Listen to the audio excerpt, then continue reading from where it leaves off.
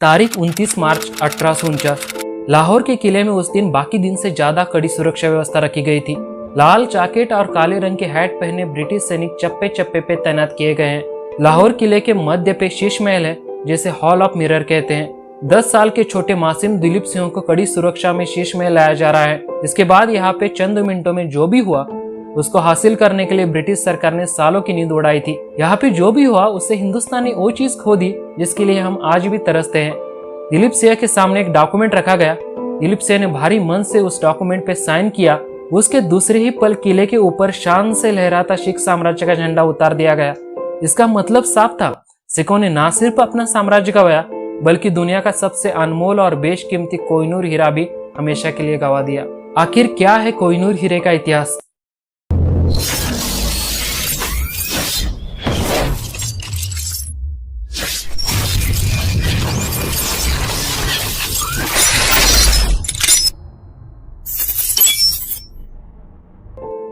कोहिनूर हीरे को गोवलकोंडा के खनन क्षेत्र से निकाला गया था। भारत के सबसे बड़े मालवा क्षेत्र में 1304 ईस्वी में राजा महलाक देव का राज था। उनके संपत्ति में कोहिनूर भी शामिल था। उसके बाद 1526 में बाबर और इब्राहिम लोदी के बीच पानीपत के प्रथम युद्ध के दौरान बाबर ने आगरा के किले से कोहिनूर को हासिल किया। यहाँ उसे ग्वालियर के राजा बिक्रमजीत ने रखा था। इसके बाद ये हीरा बाबर हीरे के नाम से मशहूर हुआ। यहाँ से करीब 212 साल तक ये मुगलों के पास रहा। मुर्गी के अंडे का आकार का बाबर हीरा शाहजहां ने अपने मयूर सिंहासन के ऊपरी हिस्से में जड़ा दिया था। बाद में मोहम्मद शाह नाम का एक शासक उसको अपनी पगड़ी में लगाता था। इसके बाद 1738 में नादिर शाह ने मुगलिया सल्तनत पर आक्रमण किया।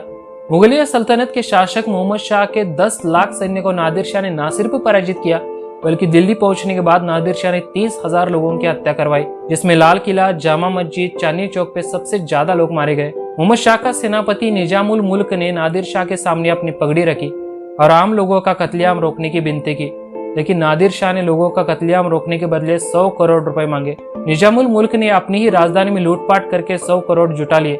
इस प्रकार 348 साल मुगलों ने जो भी संपत्ति इकट्ठा की थी वो दूसरे ही वक्त नादिर शाह के पास चली गई। लेकिन बाबर हीरा मोहम्मद शाह अपनी पगड़ी में पहनता था। इसके बारे में राज दरबार के कुछ ही लोग जानते थे। उसमें एक नर्तक भी थी जिसने नादिर शाह को कोहिनूर हीरे के बारे में बताया।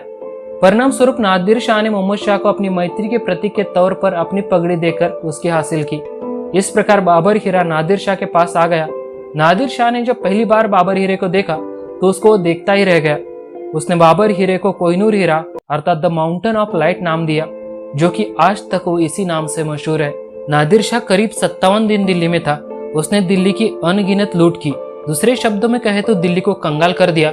नादिर शाह की लूट कितनी भयानक थी इसका अंदाजा आप इस बात से लगा सकते हैं कि लूट को ले जाने के लिए 57 हाथी, 700 ऊंट और 17,000 घोड़े की जरूरत पड़ी। वो दुनिया की सबसे बेशकीमती चीज कोहिनूर और मयूर सिंहासन भी ले गया। ईरान जाने के कुछ समय बाद 1747 में उसने अपने ही करीबी लोगों की हत्या कर दी। उसके बाद 19 जून 1747 को नादिर शाह की हत्या उसके अंगरक्षकों ने कर दी। नादिर शाह के बाद शाहरुख मिर्जा नाम के पोते के पास कोहिनूर हीरा पहुंच गया। अहमद शाह अब्दाली जो नादिर शाह का बहादुर सेनापति था, उसने शाहरुख मिर्जा की मदद की थी। इससे प्रभावित होकर मिर्जा ने कोहिनूर हीरा अहमद शाह अब्दाली को दे दिया। अब्दाली इसको लेकर अफगान चला गया। अब्दाली के बाद उसके वंशजों के पास कोहिनूर हीरा आ गया। उसमें से आखिरी था शाह शुजा। शाह शुजा जब लाहौर पहुंचा तो उसके पास कोहिनूर हीरा भी था। ये बात लाहौर के शासक महाराजा रंजीत सिंह तक पहुंच गई। हर एक कोशिश करके महाराजा रंजीत सिंह ने कोहिनूर हीरे को शाह शुजा से हासिल किया। दोस्तों, आखिरकार दुनिया का सबसे बेशकीमती कोहिनूर हीरा लाहौर तक पहुंच गया। रंजीत सिंह कोहिनूर को बड़े शान से अपने ताज में पहनते थे। 1839 को महाराजा रंजीत सिंह का देहांत हो गया। उनके मृत्यु के बाद 1813 में कोहिनूर उनके बेटे दिलीप सिंह के पास आ गया। 1849 को सेकंड आंग्ल सिख युद्ध हुआ जिसमें सिखों की हार हुई। 10 साल के दिलीप सिंह ने लाहौर की संधि पे साइन की। इस संधि के साथ साथ कोहिनूर हीरा ब्रिटेन का हो गया। दोस्तों, कोहिनूर को लेने के लिए खुद लॉर्ड डलहौजी लाहौर गए थे। उस समय कोहिनूर 190 कैरेट का था। दोस्तों, यहाँ पर आपको एक बात पता होनी चाहिए, मूल कोहिनूर 793 कैरेट का था। उस वक्त कोहिनूर दुनिया का सबसे बड़ा हीरा था। लॉर्ड डलहौजी कोहिनूर को लाहौर से मुंबई लेकर आए, लेकिन लॉर्ड डलहौजी को एक परेशानी ने घेर लिया था। कोहिनूर को लंदन तक पहुंचाने में भारी मात्रा में सुरक्षा की आवश्यकता थी और उसको उतना ही सीक्रेट रखना जरूरत था। इसके लिए मीडिया जहाज चुना गया। मीडिया जहाज पे कोहिनूर हीरा है, इसकी किसी को भी कानो कान खबर नहीं थी। लेकिन इसके बाद जो हुआ वो उतना ही अजीबोगरीब है। मीडिया जहाज कोहिनूर को लेकर लंदन जा रहा था। 1-2 हफ्ते सब कुछ ठीक था, लेकिन उसके बाद अचानक से लोग बीमार पड़ने शुरू हुए। जहाज पे टाइफाइड की लहर आ चुकी थी। जहाज इमरजेंसी के रूप में मॉरिशस के किनारे ले जाने का कप्तान का फैसला गलत साबित हुआ। मॉरिशस को पहले ही पता चला कि जहाज पे बीमारी फैल गई है। मॉरिशस ने तोप गोलों से जहाज उड़ा देने की धमकी दी। फिर जैसे तैसे जहाज को इंग्लैंड की तरफ मोड़ दिया गया, लेकिन आगे जाकर जहाज भारी तूफान में फंस गया, जिसमें उसका बेहद नुकसान हुआ। जहाज के कप्तान ने बड़ी मुश्किलों का सामना करने के बाद जहाज को लंदन के किनारे पहुंचा दिया। कोहिनूर का बेहद अभूतपूर्व तरीके से स्वागत किया गया। 3 जुलाई 1850 को रानी विक्टोरिया के सामने कोहिनूर को पेश किया गया। क्रिस्टल पैलेस में इसको लोगों को देखने के लिए रखा गया। लंदन की सड़कों पर कोहिनूर को देखने के लिए भारी भीड़ लगती थी, जिसमें लोगों को घंटों तक कोहिनूर हीरे को देखने के लिए इंतजार करना पड़ता था। आगे चलकर कोहिनूर महारानी विक्टोरिया के ताज का हिस्सा बन गया। कोहिनूर को नया अंदाज दे दिया। अब ये 108 कैरेट का है। भारत के पहले प्रधानमंत्री जवाहरलाल नेहरू जी ने 1953 में कोहिनूर हीरे की मांग की थी, लेकिन इंग्लैंड ने इसे अस्वीकार कर दिया।